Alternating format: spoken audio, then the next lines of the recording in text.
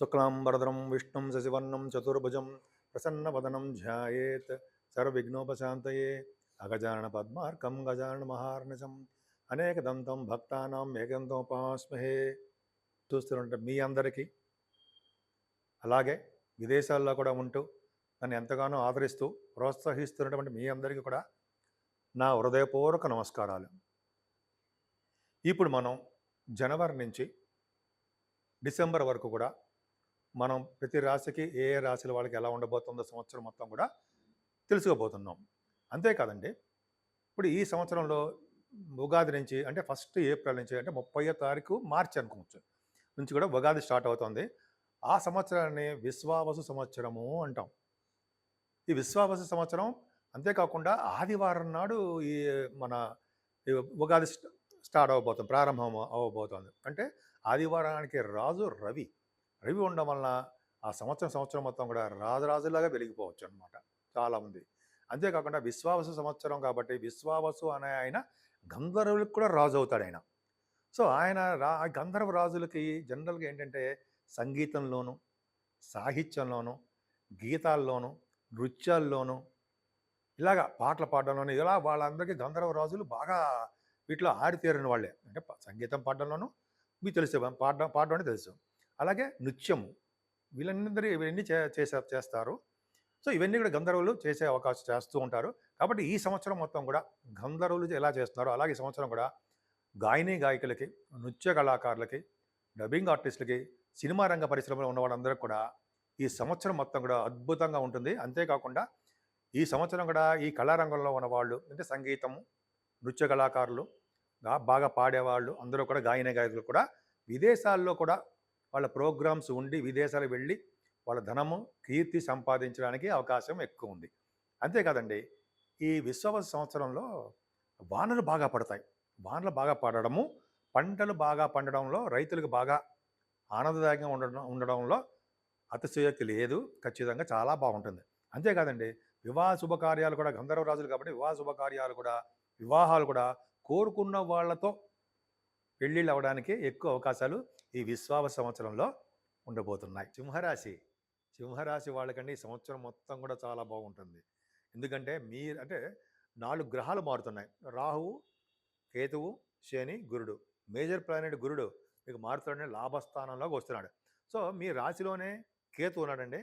కేతువు రాశిలో, మీ రాశిలో ఉండడం వలన చికాకులు, కోపము, మనస్పర్ధలు అవన్నీ సహజంగా అందరికీ ఉండేవే. మీరు భయపడాల్సిన అవసరం ఏమీ లేదు.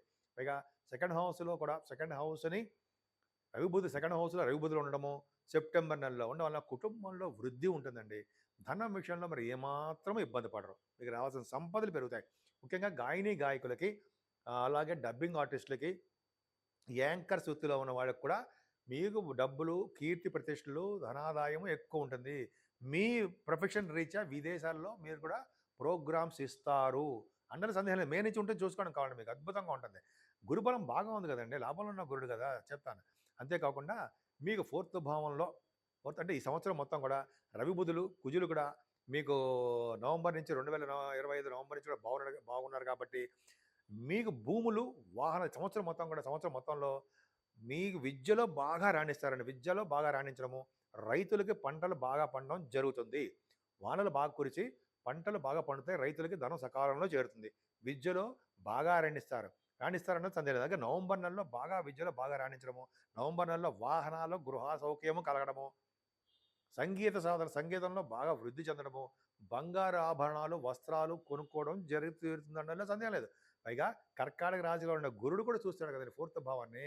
అంటే ఏంటి, కంఫర్టబుల్నెస్ ఎక్కువ. తల్లి గారి యొక్క ఆర్థిక పరిస్థితి, ఆరోగ్య పరిస్థితి మెరుగ్గా ఉంటుంది. అలాగే మీ నాన్నగారి యొక్క హెల్త్ ప్రాబ్లమ్స్ ఏం రాకుండా నాన్నగారికి కూడా బాగుంటుంది. ఆయన యొక్క ఆస్తిపాస్తులు కూడా మీరు పెంచుతారు. ఈ సంవత్సరంలో మీ సింహరాశి వాళ్ళకి పుత్ర సంతాన యోగం కలగడానికి అవకాశాలు ఎక్కువ ఉన్నాయి మే నెల నుంచి. అంతేకాకుండా ప్రేమగా ఈ సంవత్సరం మొత్తం కూడా మీరు ప్రేమగా ఉంటారు.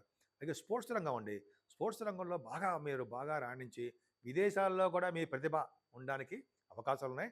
మీరు మెడల్స్ సంపాదించడం, గోల్డ్ మెడల్స్ అంటే ఆ మెడల్స్ కానీ, ధనం కానీ, కీర్తి ప్రతిష్టలు సంపాదించడానికి బాగా ఉంది. ఈ సంవత్సరం మొత్తం కూడా కళారంగం, సంగీతము, సాహిత్యము, నృత్యము, సంగీత కళాకారుల కంటే మ్యూజిక్ చేస్తారు కదా, కంపోజర్స్ ఉంటారు కదా, మణిశర్మ గారు అటువంటి వాళ్ళు, అంటే మణిశర్మ గారు, తమ్మన్ను అంటే వాళ్ళ అంటే నేను చెప్తున్నాను గుర్తు పేరు చెప్తున్నాను అనుకోండి. అట్లా వాళ్ళందరూ కూడా మంచి కాలం అని చెప్పొచ్చండి ఈ సంవత్సరం మొత్తం కూడా. ఎందుకంటే గంధర్వరాజు కదా! వసువస విశ్వావస సంవత్సరం అంటే గంధర్వరాజు అంటే ఇవన్నీ కారకుడు. సో, వాళ్ళందరూ కూడా బావుంటుంది. పంచమస్థానం బావుంది.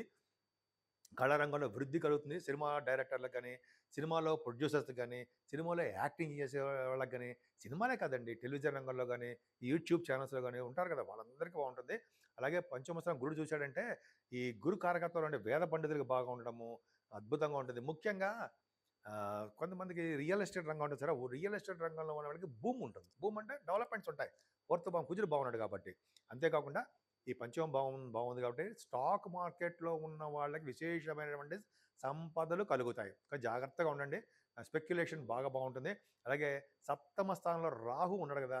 చాలా తప్పండి.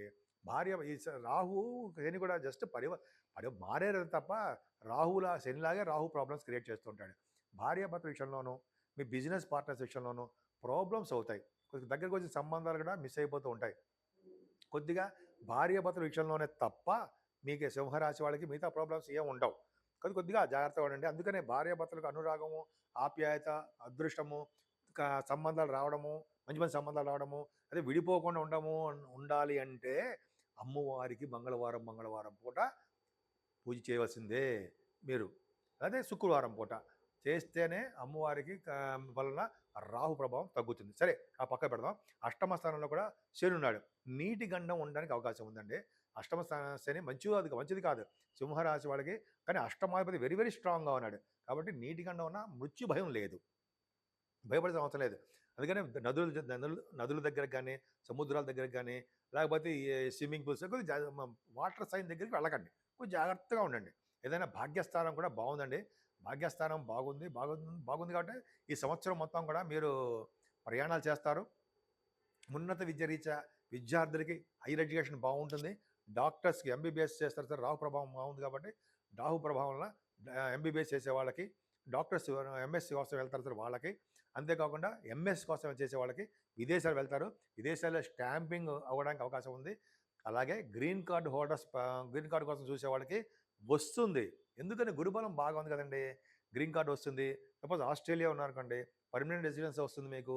అలాగే H1B వీసా ఇవన్నీ కూడా విదేశాల్లో ఉన్న వాళ్ళకి చాలా బాగుంటుంది. ముఖ్యంగా 9th భావం బాగుంది కాబట్టి ఈ రియల్ ఎస్టేట్ రంగంలో ఉన్న వాళ్ళకి, అలాగే ఫార్మా రంగంలో ఉన్న వాళ్ళకి, ఆటోమొబైల్ ఇండస్ట్రీస్‌లో ఉన్న వాళ్ళకి కూడా మంచి యోగవంతమైన కాలమే అని చెప్పొచ్చు. కొన్ని ఆటోమొబైల్ ఇండస్ట్రీస్ వాళ్ళకి కొంచెం ప్రాబ్లమ్స్ వస్తూ ఉంటాయి. ఎందుకంటే అష్టమంలో శని ఉన్నాడు కాబట్టి ఆటోమొబైల్స్, ఫార్మా రంగం కొంచెం డల్ అవ్వడానికి కూడా వాళ్ళ ఆదాయం వెనకబడడానికి అవకాశం ఉంది.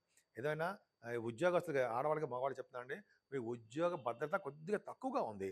ఎందుకంటే దశమ స్థానాన్ని శని చూస్తున్నాడు కదా! 10th హౌస్ బాగానే ఉండొచ్చు.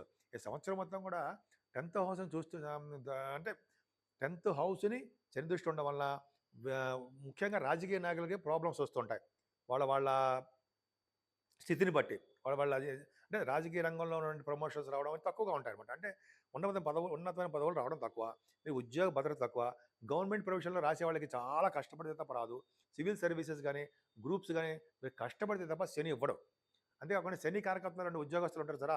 సాఫ్ట్‌వేర్ రంగ ఉద్యోగస్తులు, కోల్డ్ రంగంలో ఉన్న వాళ్ళకి వీళ్ళందరూ కూడా చాలా కష్టపడాలండి. వాళ్ళ ప్రాబ్లమ్స్ వస్తుంటాయి. బాసుల చేత గానీ, మీ తప్పిదం వల్ల గానీ, మీరు చేస్తున్న పొరపాట్ల వల్ల గానీ ప్రాబ్లమ్స్ వస్తాయి. మిమ్మల్ని కించపరుస్తున్నాడు మాత్రం కాదు. జాగ్రత్తలు చెప్తున్నా. అయినా గురుబలం ఉంది కదండీ! మీకు భయమా? ఏం భయం లేదు. గురుడు ఈ సంవత్సరము మే 14 తారీఖు నుంచి లాభస్థానంలోకి వస్తున్నాడు కదండీ! లాభంలో ఉన్న గురుడు సర్వదా కాపాడుతుంటాడు మిమ్మల్ని. పైగా మీకు విపరీతం ధనాన్నిచ్చి, సౌఖ్యాన్నిచ్చి, మీకంటే అన్నయ్యలు ఏమన్నుంటే వాళ్ళకి బాగా ఇచ్చి, కంటిన్యూయస్ ఫ్లో ఆఫ్ మనీనిచ్చి, ఎప్పుడు కూడా భగవంతుడి సన్నిధిలో భగవంతుడి సన్నిధిలో ఉండేట్టుగాను, భగవంతుడికి పూజ చేసినట్టుగాను మిమ్మల్ని చేస్తూ ఉంటాడు గురుడు. అందుకని మేధా దక్షిణామూర్తిని పూజించడం వలన, శివాభిషేకాలు చేసుకోవడం వలన, ఎటువంటి దోషాలొచ్చినా సరే భార్యాభర్తల విషయంలో గానీ, లేకపోతే మీకు జలగండంలో అష్టమల ప్రభావం వలన గానీ ఇబ్బంది కలగకుండా కాపాడతాడు. ముఖ్యంగా అష్టమల శని ఉన్నాడంటే దీర్ఘాయుర్దాయాన్ని ఇస్తాడు. అదే నో డౌట్. కాకపోతే ఏంటంటే అష్టమల జలగండాన్ని మాత్రం ఇస్తాడు. ఏం ప్రాబ్లమ్ లేదు. మీకు బాగానే ఉంటుంది. పైగా 12th హౌస్‌లో గురుడు ఉచ్చస్థితిలోకి వస్తున్నాడు. ఉచ్చస్థితిలోకి అంటే 8th హౌస్ లార్డ్ 12th హౌస్‌లో ఉంటాడు. అంతే దానివల్ల మీ విదేశ పర్యటన జరుగుతుందండి. విదేశాలకి ఎక్కువ వెళ్తారు. బిజినెస్‌ల రీత్యా, వ్యాపారాల రీత్యా, స్పోర్ట్స్ రీత్యా, గాయకులు పాటల రీత్యా విదేశాలు వెళ్తారు. ఎందుకంటే కర్కాటకంలోకి గురుడు ఎగ్జాల్టేషన్‌లోకి వస్తున్నాడు. నవంబర్, డిసెంబర్‌లో కూడా కర్కాటకంలో వక్రగతిలో ఉంటాడు. అలాగే గురుడు కూడా మీకు నవంబర్ నుంచి కూడా వక్రగతిలో ఉంటాడు. ఏదున్నా సరే లాభంలో ఉన్న గురుడు మీకు మంచి సంపదలను ఇవ్వడానికే అవకాశం ఉంది. రియల్ ఎస్టేట్ రంగంలో ఉన్న వాళ్ళకి చాలా అద్భుతమైన ఫలితాలు ఉండి తీరదనడంలో సందేహం లేదు. ముఖ్యంగా గురుడు 12వ భవనంలో ఉండడం వల్ల మీరు చెరువులు, బావులు తవ్విస్తారు. అదే హెల్ప్ చేస్తారు వాళ్ళకి. చేయడం వలన మీరు మంచి లోకాలకు వెళ్తారని శాస్త్రం చెప్తోంది. అంతేకాకుండా 12వ భవనంలో ఉండడం వలన విదేశ పర్యటన, అలాగే మీకు సన్మానాలు జరగడము, ఇవన్నీ చాలా చాలా బావుంటాయండి. టెంపుల్స్‌కి వెళ్తుంటారు ఎక్కువగా. మీ అక్టోబర్ నుంచి మీ రాశి వాళ్ళు టెంపుల్స్‌కి బాగా వెళ్ళడము, బాగా ధనం ఖర్చు చేయడము, ఇవన్నీ జరగబోతున్నాయి. సో, మీరు ముఖ్యంగా పూజించవలసిన దేవుడు అమ్మవారిని పూజించాలండి. ఖచ్చితంగా శుక్రవారం కూడా. అలాగే వెంకటేశ్వర ఆరాధన, శనీశ్వరుడి యొక్క పూజలు, జపాలు చేయించుకోవాలి. అలాగే మేధా దక్షిణామూర్తిని పూజించడం వలసిందే. అలాగే పరమశివుడిని పూజించడం వలన ఈ సంవత్సరం మొత్తం కూడా మీరు అభివృద్ధి పదంలో ఉండాలని నేను మనస్ఫూర్తిగా కోరుకుంటున్నాను.